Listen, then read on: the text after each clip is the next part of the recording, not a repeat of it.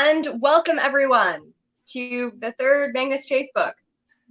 We're actually not the third Magnus Chase book. We are a live show about the third Magnus Chase book, which I have right here. There you go. Let me hit tweet on this Twitter thing. Look at that. And we're live, officially. Yay! Yes, we are discussing. Did both of you finish the book? I did! Oh my god. Nice!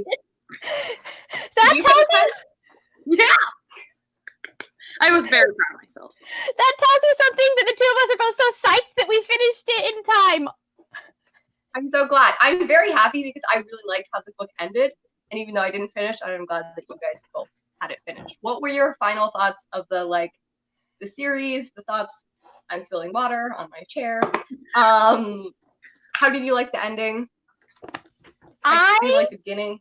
I feel like I liked most of the book more than I liked the ending. Like, I liked how it wrapped up and it felt a lot more final. But I actually think my favorite of the series is Hammer of Thor. For reasons I cannot begin to really truly explain, it just connected with me more. I liked this one. You were frozen, for me at least, for the last little bit. Were you not frozen for everyone else? I was not frozen for me. Hold on. Let me do this. Okay, I was not frozen. Okay, never mind. Sorry, I missed what you said. Okay, I was saying I think my favorite of the three is Hammer of Thor. I think that's, but I liked all of them. They all got a solid 4 stars. I just think Hammer of Thor was the closest that came to getting 3 stars. But I liked it. I liked the beginning especially because I am a slore for Perkabeth. Yes, aren't they? That was adorable. They're the most adorable thing, and I just need Rick Riordan to be like, you know what? I'm gonna write an adult series about these 2 freaking idiots. Please, that's all I want. I just want to be able to follow them for the rest of their lives. But I also think that he hit something really special with Perkabeth, and I don't think he's been able to hit that with any of his other couples in any of his other books, as much as I've loved some of them. So. I do agree. I do very much like Alex and Magnus together, but it's not the same, even though I love them really. Yeah, it's not the same. So, but they also they're super cute still. They are super cute, but they also weren't together. I don't feel like at the end, it was it's going to happen, but it wasn't. And I did appreciate that he wasn't everybody needs to be paired up and happy at the end of this book the way he was with Heroes of Olympus. We don't need to know that is how they're going to spend the rest of their lives, even though we do. Right. Yeah. I liked it. I think that this one was probably my favorite. I think that this one, I don't know, something about this one actually flowed better for me. I felt like the overall quest and whatever wasn't as random as it has been for the other 2 books. I felt like everything kind of was this is happening because this needs to happen, and it wasn't just we're just gonna throw you into a little side quest because I feel like it, because I need to tell another mythology story. Oh no, we lost Kier. I know. Uh-oh. Keep talking. But overall I think that this one was probably my favorite for that reason. So. Mm-hmm. Yeah, the plot did seem a lot more, and I feel like he's gotten a lot, the plots have gotten more succinct as he's gone through this series. So, I don't think trilogies are Rick Riordan's strong suits. I think he needs those shorter books that he can break into 5 parts versus 3 longer books. I think he does better with that. You're back! I am back. Sorry. I will. My computer right now. I missed most of what you guys said, but I'm assuming it was a good thing. It was. We agreed that the plot is a lot more succinct in this, and we decided that he's better at what's the word? Quintologies instead of than at trilogies. Quintets. Thank you. Yeah, I will After say a I trilogy it goes ended though. I did kind of like how this one ended. I don't know, I think that the ending overall, if we're looking at the relationship wise, I think that it really fit Magnus and Alex's character. I don't think that they could have been happily paired off and had the best underwater kiss of all time it just wouldn't be them, and it wouldn't really like fit their characters. So I think that how he ended it with them, at least, was like really, really solid. And I can't remember exactly the last line, but it did make me feel very much when I read it that the story was not over. Mm-hmm. Right? What did he write? Like, it gave me a thought that there was going to be like something else, but it's been like 4 or 5 years now. The very last line is sometimes even Loki can be right. Exactly. So. And it's like, is he going to do more in this world? Because I would not be against that. Yeah. I would like one where it's Percy and Annabeth and Magnus and Alex and that crew having to stop multiple apocalypses at the same time. I would love to see one where they're all like, oh, great, all of the pantheons that we are tied to are all apocalypsing at the same time. Like, I would love to see that. And to like actually see the different dynamics of it. And I think that actually, especially those 4 characters would work really well together. Mm-hmm, they did work really well together. I love the times when Magnus would be like, I really should not have introduced Alex to Percy. This was a mistake. That was wonderful. I did like how the I think that overall, like, one of my biggest things with this series was that I didn't like. I will say I liked this series a lot more than the Kane Chronicles. I think that, like, I wasn't a huge fan of how like Loki was portrayed, mainly just because I think that, like, throughout a lot of Norse mythology, he's always considered the kind of bad guy. And but I think like that line at the end kind of made me go, okay, all right, so maybe Rick has, understands that it's not always his fault in, the stories. So I think that last line kind of made me a little happier with the overall, like, Loki's perception. Yeah, I think you also can't have a story that is about preventing Ragnarok and have Loki be the good guy. It's very hard to do that because Loki is such a key factor, from what I understand, of Ragnarok happening in the first place. Yeah. So you have that. I think there's one I read, if the name is Rune Marks. And I can't remember whether it was Odin or Loki. It was a really good retelling. Like, it's the reborn daughter of Thor. Like, whichever the 2 sons that start with M's, she's one of them, reborn as a girl. It was a really interesting series or book that I read. But, like, I don't think, like, Loki is such a, like, back and forth character. And I think they really captured that. Like, they talked about it, but we couldn't have him be like, I'm playing this side and then I'm playing this side as much as we would have liked. Because, again, it's Ragnarok and you can't, like, he's working towards that. Exactly. Also, if I was Loki, I'd be pissed. Yeah. I think we see a little bit of that mostly through Alex and Samara, that you see the fact that Loki has different sides. And even the 2 of them, they do such a great job of showing these are like 2 drastically different interpretations of who their father/mother is. Mm-hmm. Really cool. And I think Rick Riordan does a really good job of that, even when he has kids that have similar godly parents. He's like, hey, it's not every single facet in every single person. Like, I'm going to split it up so that they're not all the same and boring. Yeah. So, I liked that. One of my favorite parts of this book was the fact that we got like the backstories of Mallory and Halfborn and TJ. Yeah, that was fun. I did like that. It was very interesting to see. I like that they got to come along on the quest, because I don't think they've gotten to really come along on the last 2, because I think the first quest was mostly just Magnus and Samira, and then we really had Blitz and Hearth added in the 3rd book, and then it was Mallory, TJ, and Halfborn.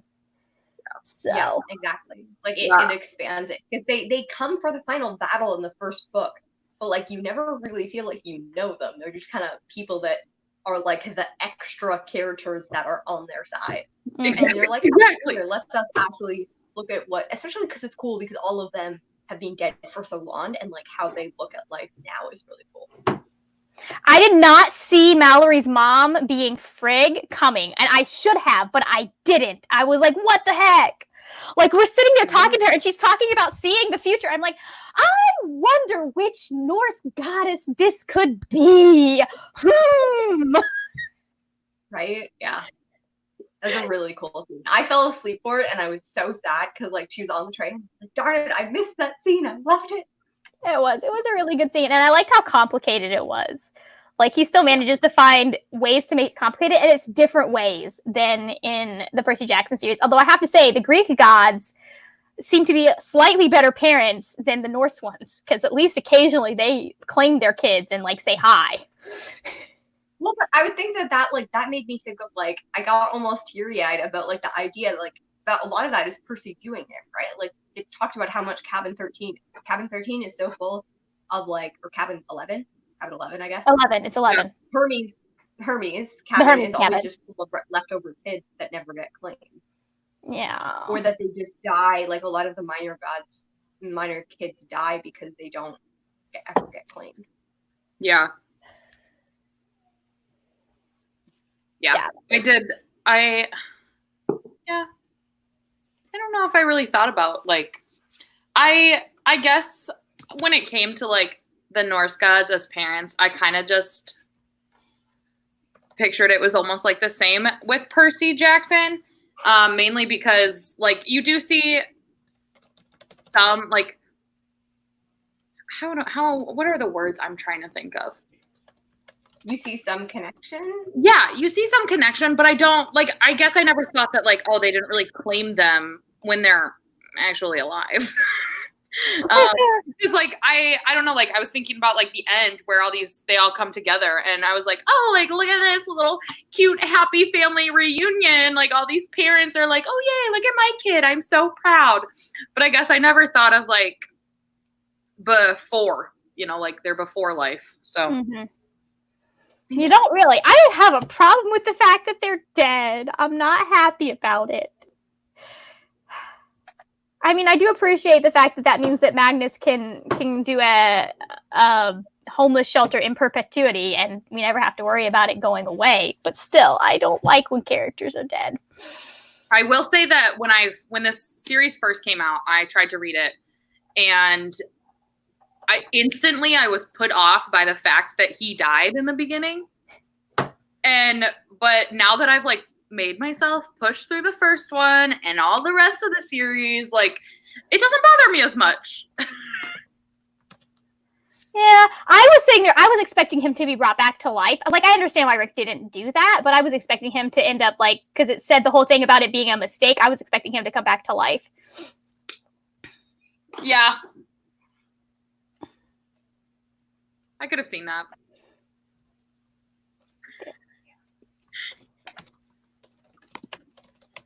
All right. Do you guys have a favorite scene in this book? Obviously, it's when they're sitting there at the very beginning eating, and Percy and Annabeth are giving each other crap, and it's adorable. Adorable. That was amazing. I mean, like, listen, it was a good book, but there is literally no way to make me happier than you do when Percy and Annabeth are teasing each other. That's true. It is the greatest. So, I don't know why, but I freaking loved Jack in this book. Jack is always a hoot. He's such a good character. Like, I know he would get old real fast, but, like, the amount of him that we get to deal with, it's refreshing and fun. I don't know, like, the past couple of books, like, I wasn't, like, I enjoyed his character, but I wasn't like, ha, yeah, you're funny. Where this book, like, there were a couple times where I found myself laughing out loud, and I was like, that was such a bad joke. But yet, here I am, laughing my ass off because of your sassy comeback. And the fact that he was into Riptide, what?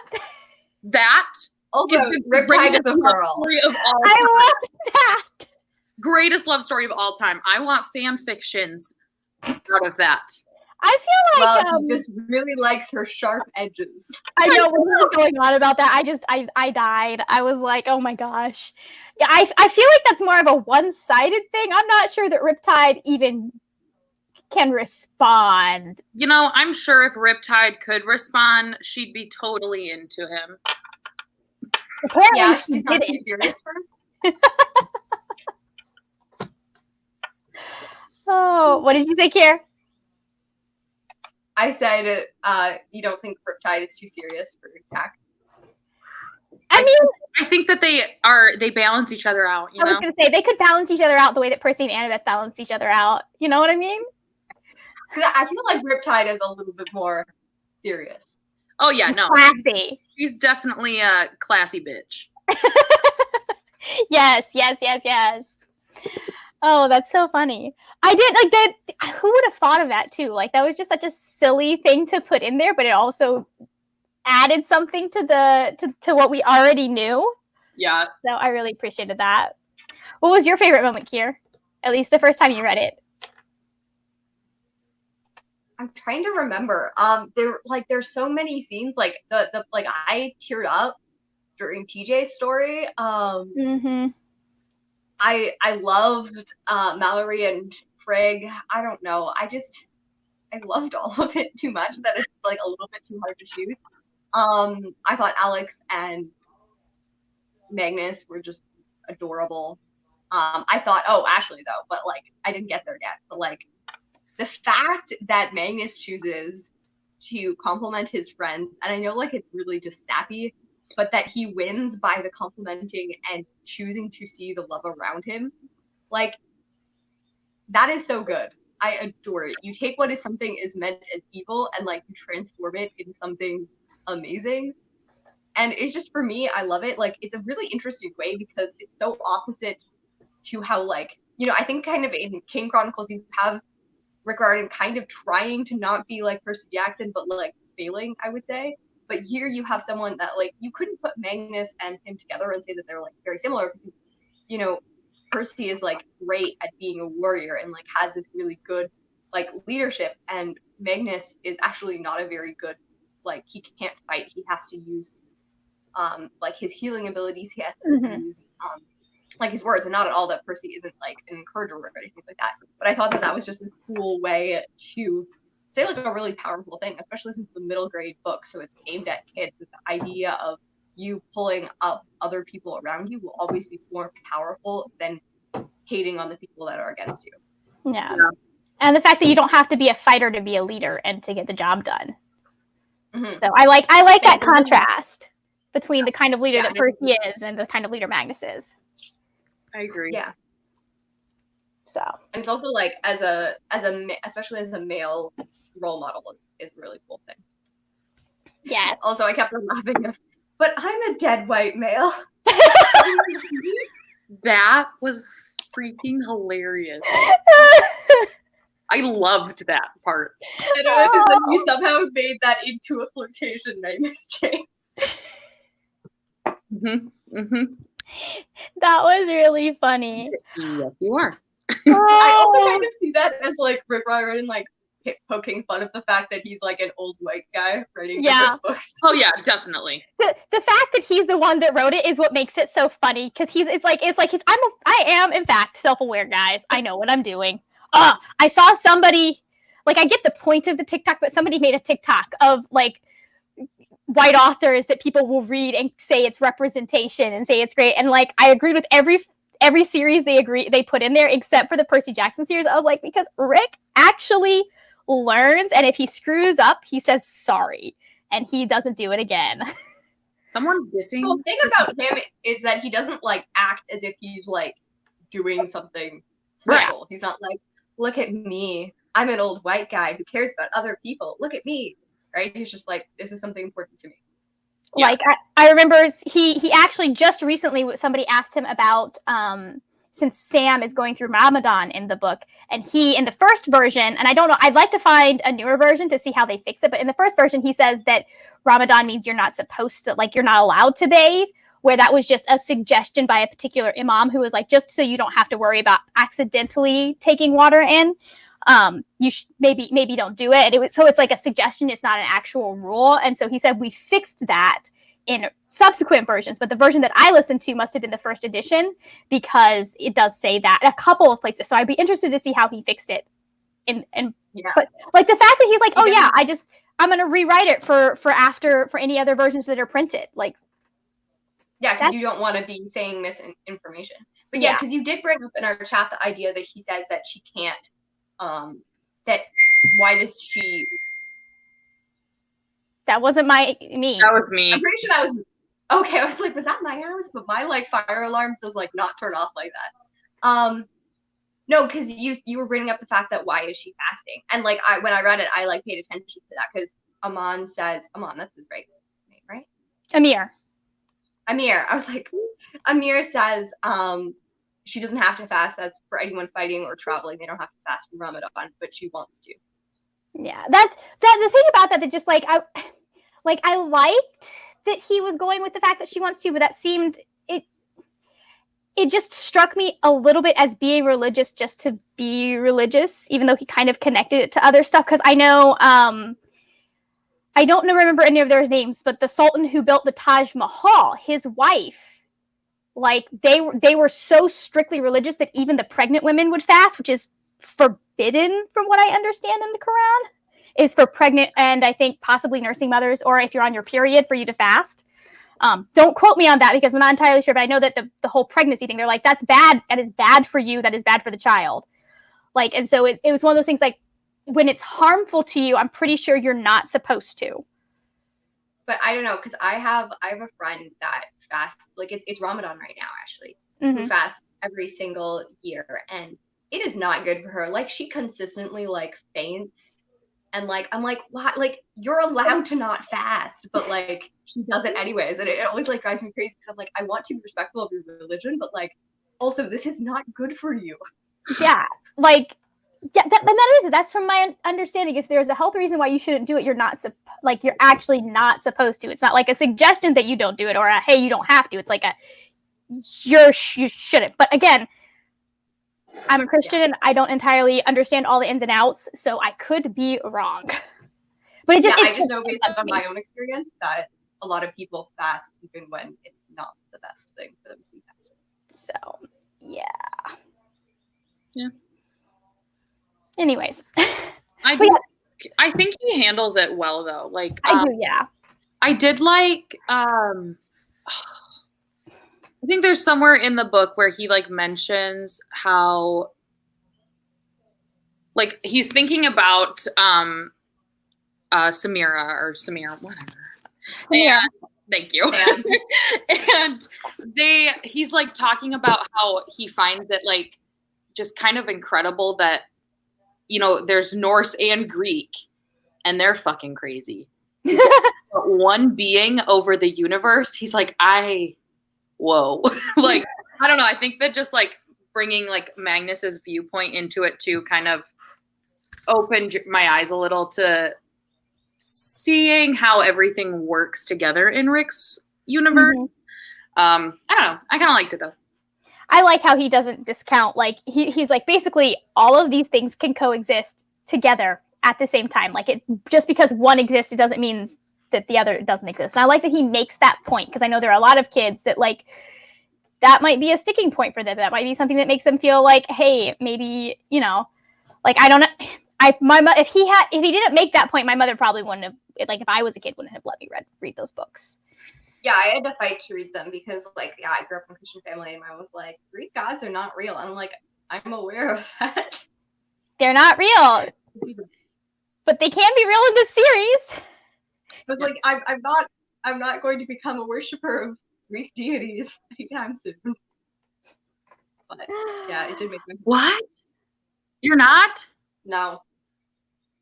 There are still people who sometimes believe in Greek deities now, though. Still, yes. Sometimes in religion. Yes. Yeah. But yeah, okay. So I went to. Go ahead. Oh, go ahead. No, you go ahead because I was still trying to figure out what I was saying. I was just gonna say, like you said, that there's people that still believe. I actually went to high school with a guy who believes in Norse mythology. Follows the Norse religion. Interesting. Who's your favorite character in the series so far? Well, not so far. It's over. Yeah. I feel a lot more. Go. Otis? Was it Otis? Is that his name? Oh my god, it's still Otis. We didn't see Otis in this book. That was slightly disappointing. I was so sad. He was back. I'm sorry I made that false promise to you, Kenzie. Thanks a lot. He's still there. He will be resurrected until eternity. Until Ragnarok. I think it's Sam with Magnus is a very close second. So, I also really like Amir. Amir, he is such a cinnamon roll. I love him. I honestly, I don't really have a problem with any character in this series. Yeah. I think that I like all of them. Yeah. I kind of like all of them.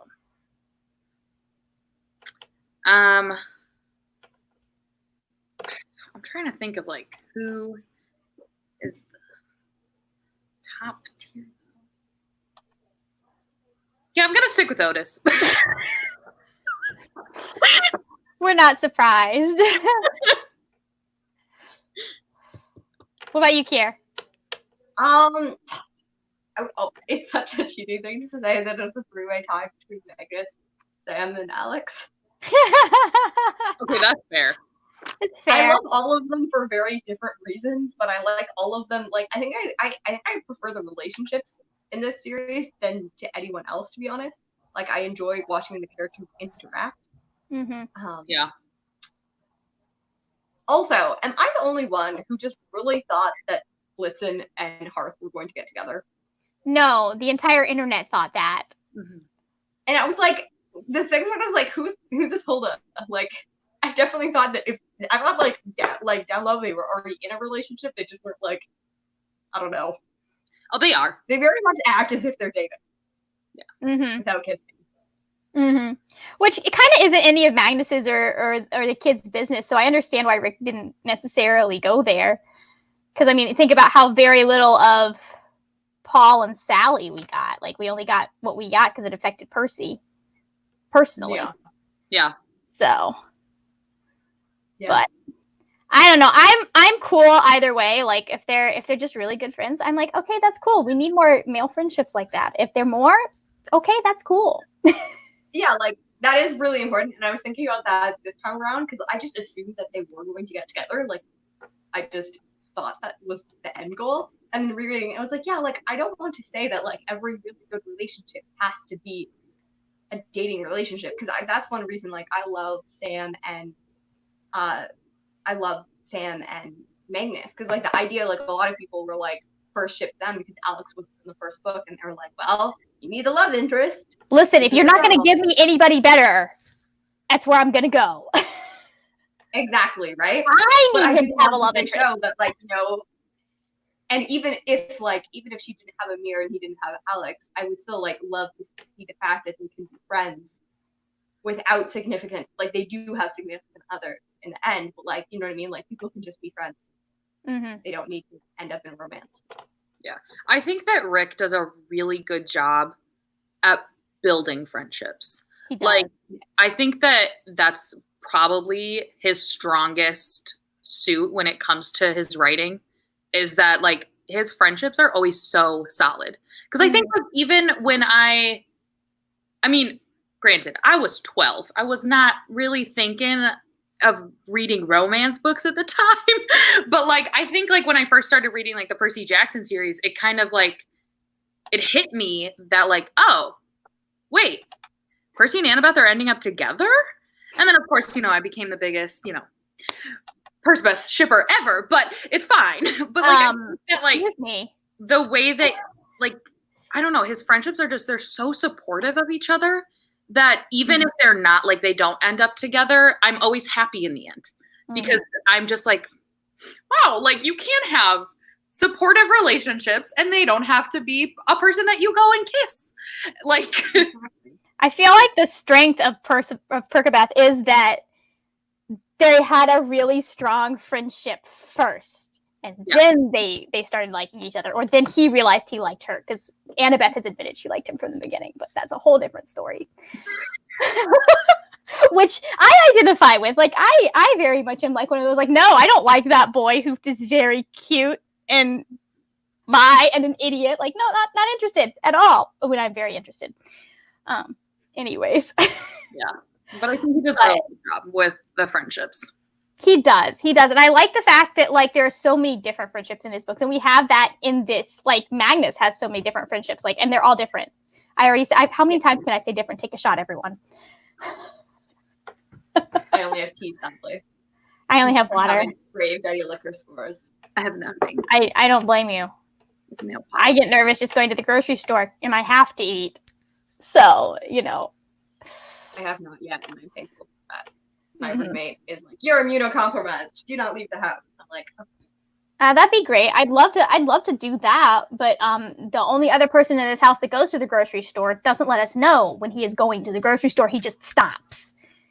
Father? Yes. And I'm just like I let people. I'm like, do you need me to get anything? So that's how it's supposed to be done.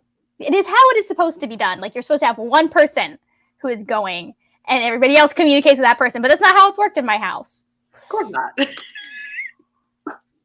It's fun. I have a really nifty Batman mask that I can wear. Of course you do. Shut up, Kinsey. If it didn't need to be washed, I'd get it out and show you, but it needs to be washed, so I'm not touching it. I want a Batman mask.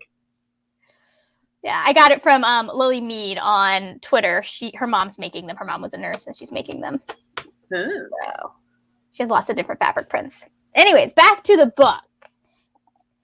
It's not related to Percy. It's not related to Magnus Chase, but it is related to Rick Riordan. Can I bring up my favorite friendship moment ever? Yes. Do it. The moment when they're all in the throne room at Mount Olympus, and Thalia's like, "I'm not going to turn 16 tomorrow. I'm not going to turn 16 ever. It is not my goal. It is yours, Percy." And it's because they've been rivals the whole thing. I'm getting teary-eyed and goosebumps just talking. Me too. You're talking about eyes slowly welling up. Ever. Oh my god, don't cry. Oh, that scene. See, he's just so good at friendships. He is. I love him so much. Feels. Anyways, Magnus Chase. Anyways, I felt like the one thing that I felt irked me, I felt like there were too many dream sequences in this book. It'd be like, oh, hey, Magnus can't do anything here. Let's just have him go to sleep and do a dream sequence. And I was just like, another one? I think that it shocked me just a little because I feel like in the other two books we didn't really get a lot of dream sequences. And this one it was just bam, bam, bam. He was getting all of his information from dream sequences. That irked me. I was like, could we have not found a more active part or active way for him to get some of this information? I also think that going back to the originals, I feel like in the Percy Jackson books, Rick is a lot more it's kind of up to interpretation with the dreams. They're just kind of scattery. Mm-hmm. Where in the more recent ones, it's very here are the details. This is exactly what you need to know in order to get your quest going. There's no wait, what does the eagle and the horse mean? Google dream things. What do you get when you put wormwood? Yeah. I got Loki coming into his dreams to threaten him. That there was no other way to do that. But the whole thing where he finds out Alex Fierro's backstory would have been so much more powerful if Alex had actually told him. But we never confront the fact that he knows these things about Alex, despite the fact that Alex probably doesn't want him to know these things about them. And he knows them, and it's never brought up. He's just I'm not going to tell Alex because she will kill me if she knows I was in her head. And it's not your fault, Magnus.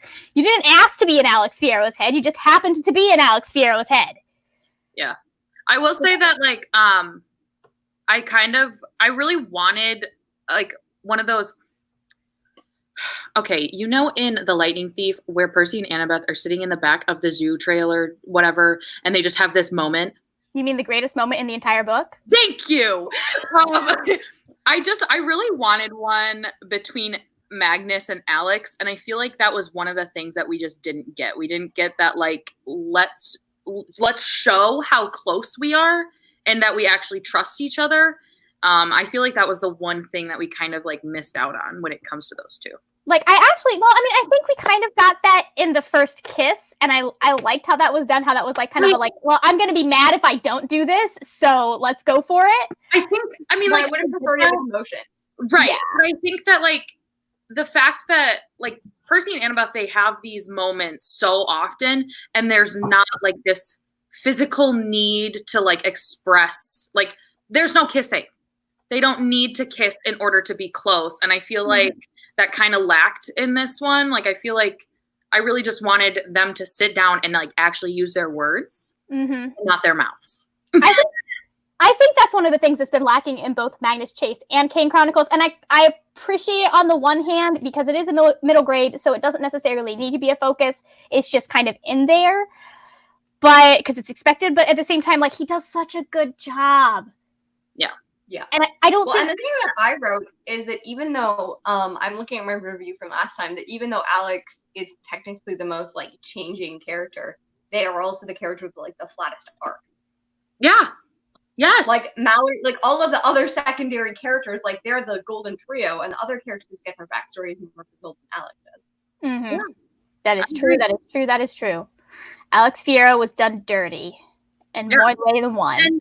And maybe, like, if Magnus and Alex are in, like, the other series, the arc gets there, but I feel like it doesn't have it's not, even if that does happen, it's not as powerful. Well, this is their series, so it should have been in this series. Like, it would have been so easy to have them. I mean, I did like the conversation they had about Alex's past and I think she was a she at that point, and her grandfather. But I would have liked to have, if Magnus was going to have information about Alex that Alex didn't know he had, I would have liked to have some confrontation there. Yeah. And be like, listen, I'm sorry. Like, it wasn't my intent. I don't have control over my dreams. I was either, like, when the dream happened, I was hoping that it was either going to be, like, in the next scene or next two scenes, like, Alex was going to share this information, or Magnus was going to be like, so, look, dude, this happened. I'm really sorry. You want to talk? You don't want to talk? Like, you want to yell at me? Anything? I just feel like you need to know this information that I know about you. Yeah. I feel like that, it just irks me that he knows this thing about Alex that Alex didn't do without Alex telling him. Yeah. So. I guess I always envisioned them having this conversation after they, like, you know, break through the wall of them actually, like, because my assumption is that Alex would become less guarded after they start dating. But that also should have been, I agree with you, should be explained. I think it's also harder because Alex is only in 2 books. And, like, spends majority of the majority of their their first book, the second book, like, very on edge. So, like, and again, like, this whole series takes place in a course of 6 months. This is, like, May, June, and it started in January, February. So it's harder to, like, you show it, like, that their relationship and amount of trust has changed, but it's harder because it's not as much of it. It's only a progression between 2 books rather than 3.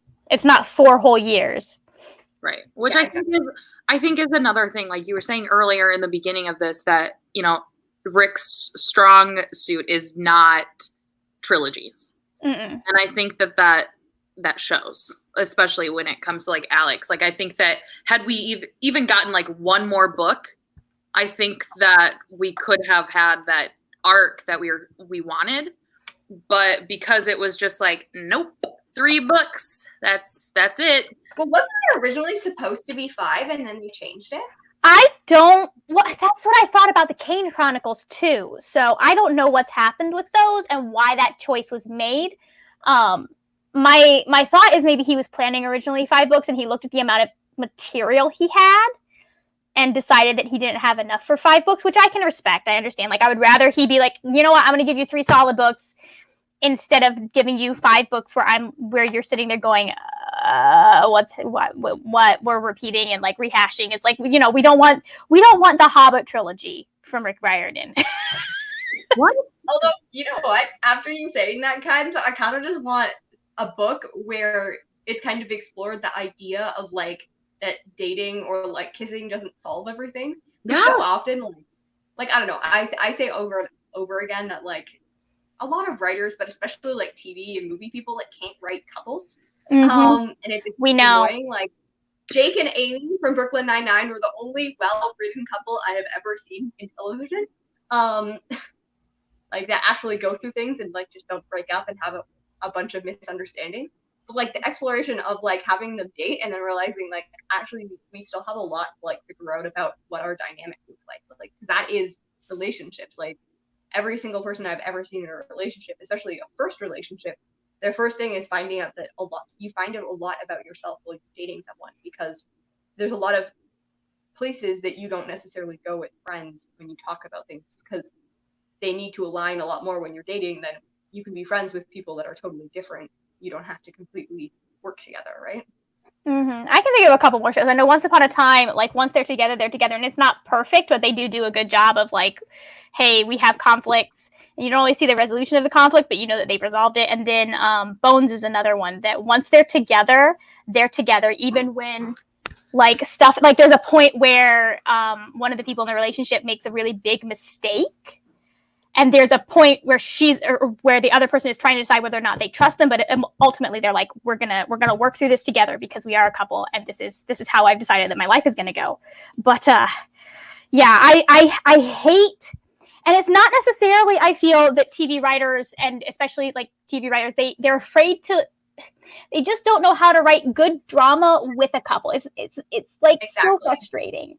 It's like there are more interesting things than just having them break up. Or like have misunderstandings, or like I would say like I love Once Upon a Time, and like I loved the first season.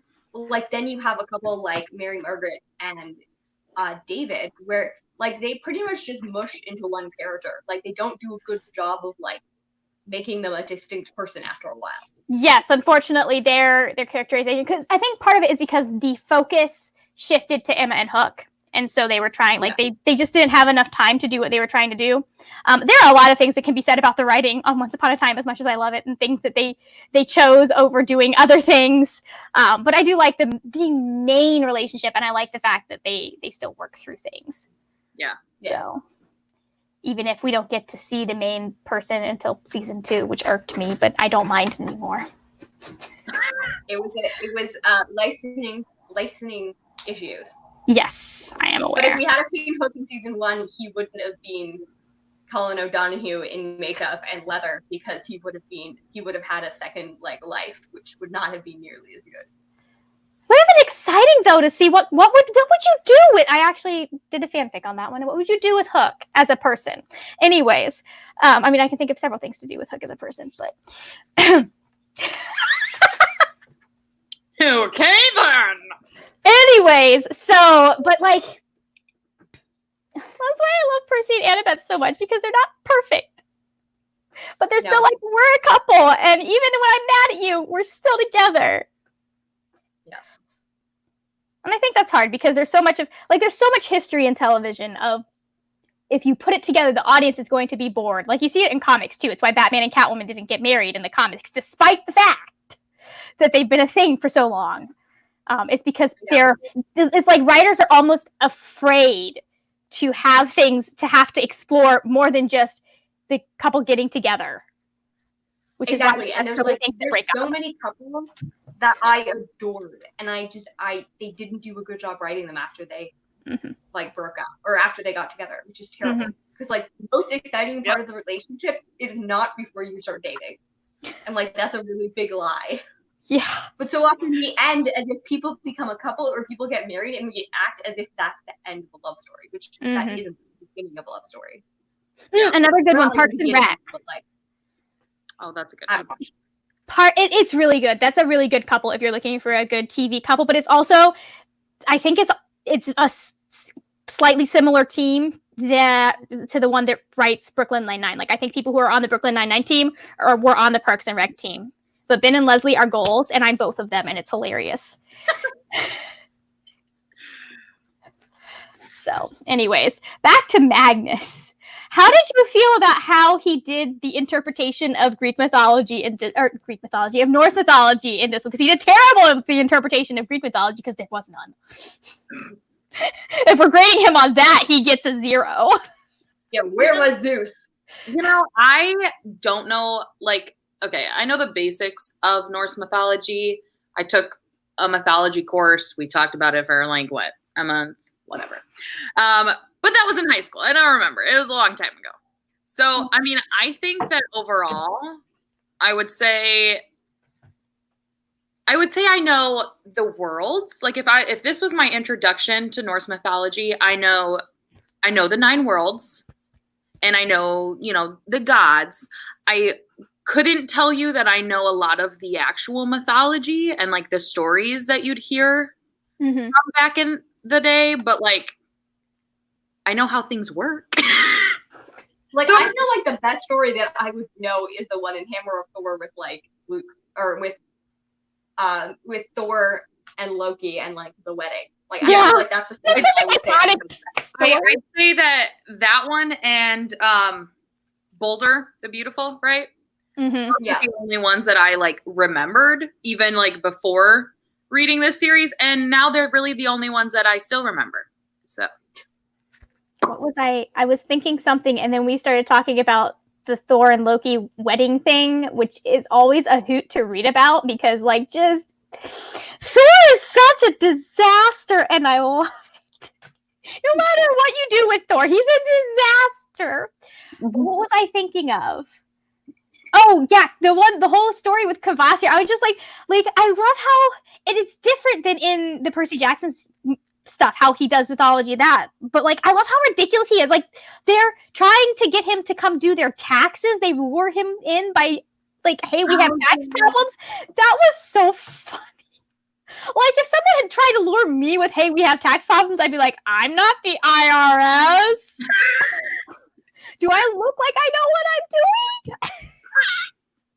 I know, but I'd be like, you're going to do my taxes? Mm-hmm. I'm not going to have to get the government angry at me. I'm okay. Give me all that money. It's rebate season in here, and I'm enjoying the money. Right? Mm-hmm. Go ahead. I was going to say, I feel like this one had less knowledgeable stories than the first two, because the first two at least had places where I was like, oh yeah, I know what this story is. I've heard about it, I've read it in other Norse mythology series types thing, or it's been in Thor in Marvel in some way. Yeah. I will say also, I think it was it might have been the first live show, but one of you guys mentioned about how the Percy Jackson series, he had the actual stories of the Iliad and the Odyssey to follow, where these other series he doesn't really have that. And as we've been reading this series, I've kind of been okay, I'll give him some slack, and all right, how is he following those traditional stories and placing them in his actual stories? And I will say that this one, if you're following the storylines of even Greece or Greek mythology, and the Iliad and the Odyssey, I think that he does a better job at the Ship of the Dead, in kind of incorporating that in a smooth way and an actual well thought out story than he has any others. And I think that I don't know, this one just flowed better and made me more interested in Norse mythology. I know it probably sounds bad, but well, I think that the nice thing about this one is it's kind of opposite of Percy Jackson, where you have the first 4 all traveling and the last one is confined. The first 2, they do take place in different worlds, but they're pretty much always just coming back to Boston and stuff. Here we have them physically moving and exploring the sea. What's different in these places in like London and Europe, and you have like, you know, you're going to Norway, and like I feel like that also creates a more cool and like enthralling, compelling narrative. Yeah. So as the plot moves in one direction, you're also having the characters moving in that direction. Like they're physically moving at the same time that the plot is moving. Yeah. Yeah. I agree with you. Rather than being like, we're here, back and forth. Here, and back, and here, and here. What did you think of what went down with Hearth and his dad, whose name I can't remember, but he's not worth it, so there's no point anyways. The Elderman. Alderman, that's right. Is that his name or his position? I don't remember. I do know that when that scene took place, I was listening to the audiobook in my car with my mom, and she was so grossed out and intrigued by the eating of the heart that I had to pause it a couple times because she just had so many questions and I had to Google a lot.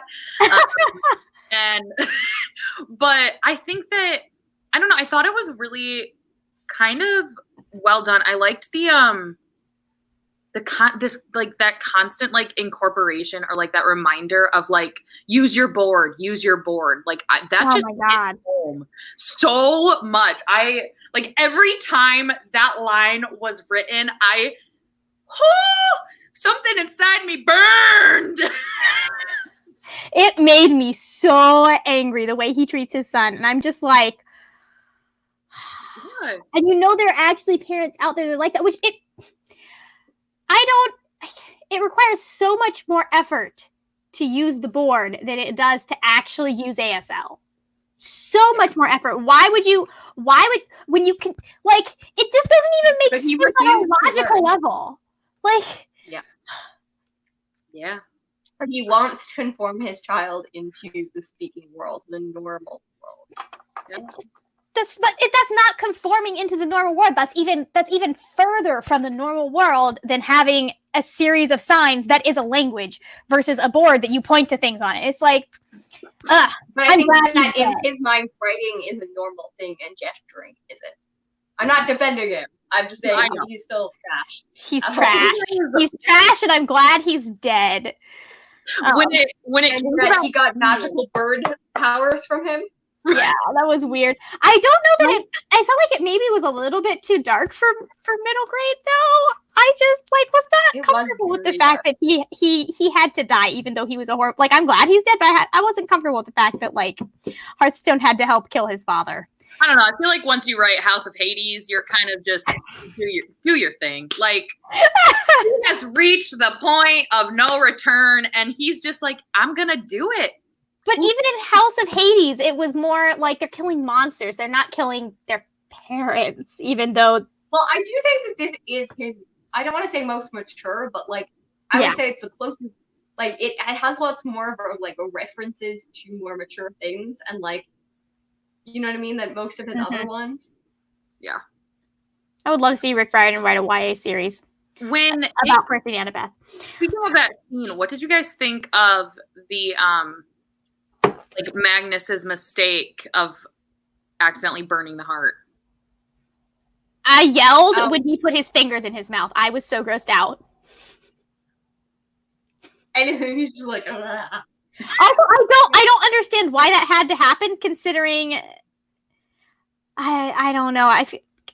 If I read wanted to have it happen, and it does make sense that I don't do this, but like I run for a tap. But when people burn themselves, they go and put it in their hands. Right. I was more thinking about him getting the bird powers, but that's a whole other thing. But like that, also, I feel like that might have been something that was specifically tied to the myth that they were telling, and so he needed to wait for that to happen with Magnus. So I feel like if I had read the Norse mythology and like knew it really well, I would be like, oh, okay, so this is what's happening. I was just like, he doesn't really, like, him having the bird powers doesn't really do much for the plot except for the thing with the crows at some point. And I feel like there could have been another way to figure that one out. Well, yeah, but if he was trying to use it, he probably wanted someone to do something with the heart because he knew the myth and he didn't want it to be heart. Yeah. And it does kind of bleed into, like, even though he obviously didn't do it purposely, like, Magnus as kind of the protector and taking on the weight of other people, like, literally by healing people, but also, like, taking on that burden for her. Like, it's very in character for him, even though it wasn't a conscious choice. Yeah. Yeah. I will agree with that. Yeah. At first, I don't know, like, at first I was kind of like, bitch, that was not, like, I know it was an accident, but come on! I was waiting for this decision! And then I think, like, I don't know, like, Magnus's reaction to it and Hart's reaction to it, I was just like, okay, you know what? Clearly y'all are not as upset as I am, so we'll just move past this. I definitely was more upset than they were. Yeah. What about that battle between the clay people, Pottery Barn, and the other one, the name I'm not going to even try and pronounce. I thought that was a really cool scene. I liked it. I did too. I can't remember, did we ever solve the fact that TJ had a thing in his eyebrow? Does that ever come out? No. I can't remember. No, it's a battle scar. When I fell asleep was like, I fell asleep after, like, during that battle, and I woke up in plan, like, when she was there. So I missed whatever chunk that was. That's awesome. I liked that scene. I don't think that we ever solved the glass in TJ's eye thing, though. I think that they're like, yeah, now he has this cool battle scar, and it can light stuff on fire. Yeah, it just seems really awkward to have shrapnel sticking out of your forehead. Well, would it be healed when he got back to Valhalla, though? I don't know. I don't know. Anyways. Oh, I yelled when they started talking about the Kapellishka because I love the Scorpio races. I was like, it's the Kapellishka! Like, I'm on my walk in public, sort of. Not there were that many people at the time, but I was like, it's the Kapellishka! Right out loud! Oh my god. I'm a mess. Huh. Yeah, it doesn't say. Oh. Anyways, yeah, I don't remember. I just remembered that. But TJ, I love TJ. He's such a good character. Yeah. Right? And I do love that they give him the backstory where he's like, no, like, I'm only this good because I spent the last, like, 200 years in character development.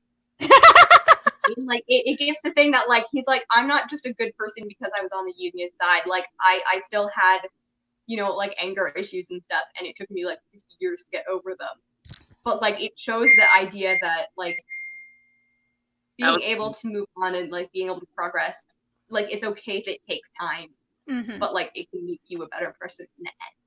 I also like the fact that it was contrasted him versus the Confederates who just weren't able to accept that the world was different and the world was changing. And I think you still see people who are like that who just can't accept a different world. They can't go past any world that they know. Like their brains would break if they were looking at the Bifrost Bridge, Yeah, exactly. So. Yeah. I think this was definitely like the best plot-wise of the series. I still like Hammer of Thor better, I think, because of the character moments we get in there. I felt more connected to it, but I think like he did a really good job wrapping this up, and I think he did a much better job. It makes me mad in this than he did in The Serpent's Shadow.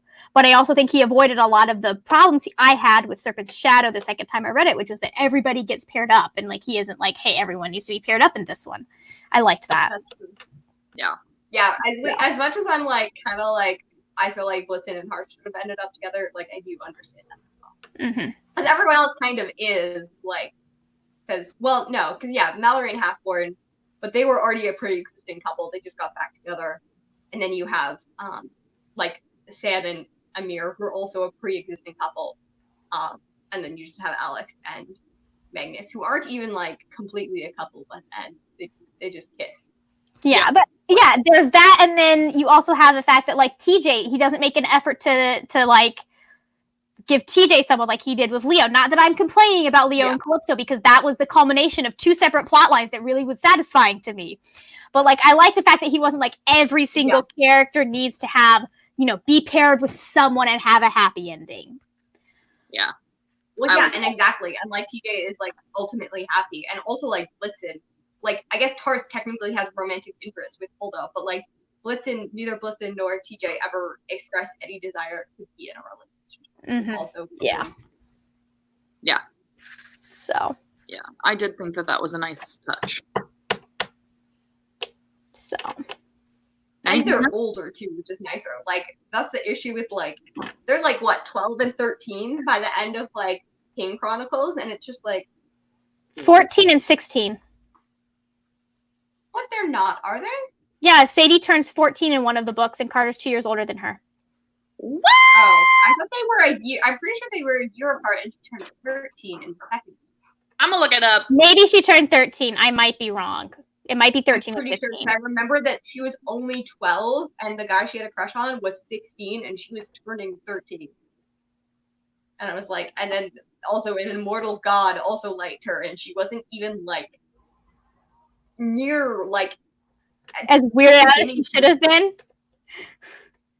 I'm still disturbed. I think she's 13. And I think the fact that she was 13 with a 16-year-old bothers me more than that she was 13 with an immortal being. Honestly. Okay, yeah. I mean, I'm also okay with it because Walt was so clearly the one who was in the driver's seat, but I also thought she was 14. But that might have been Hazel I was thinking. But like him being older and him being the driver's seat doesn't make it any better. Yeah. So. That kind of makes it worse. It makes it a 16-year-old pursuing a girl who was 12. She started liking her before her birthday. That is not like 4 years is okay. Like at our ages, it's not okay when you're 12 and 14. 12 and 14. I know.